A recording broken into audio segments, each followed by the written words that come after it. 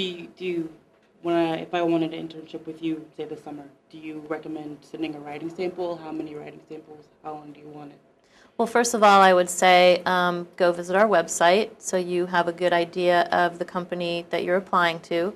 On the website, this is actually really good information, so if you guys want to take a couple of notes, this will come in very handy for you in the future for any job that you may be applying for.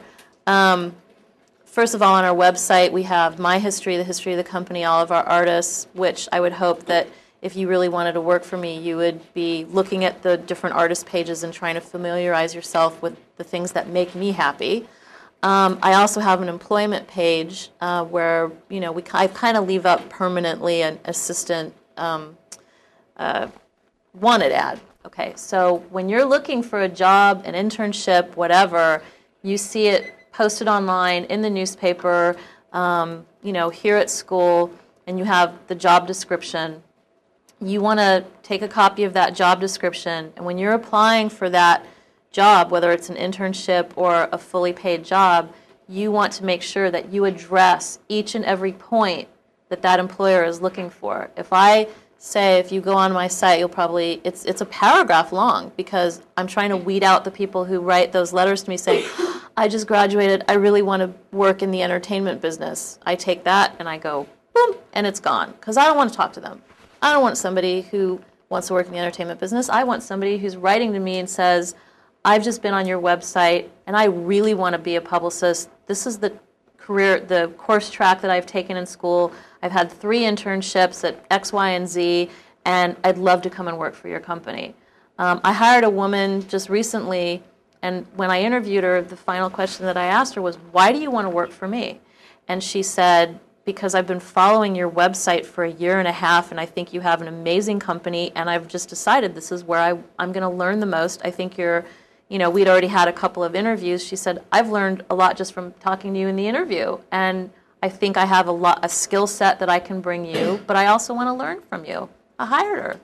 I mean, what employer wouldn't want that level of enthusiasm? So you're going to look at this want ad, and if it says, I want somebody with, passion for music, XYZ computer skills, somebody who can, have excellent communication skills, both, verbal and written, you're going to go through, when you respond to that ad and you write your cover letter, you are not going to take the cover letter that you sent to the company that you applied to just before this one.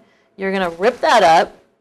Hopefully you've already sent it, but you're going to, virtually rip it up and start fresh.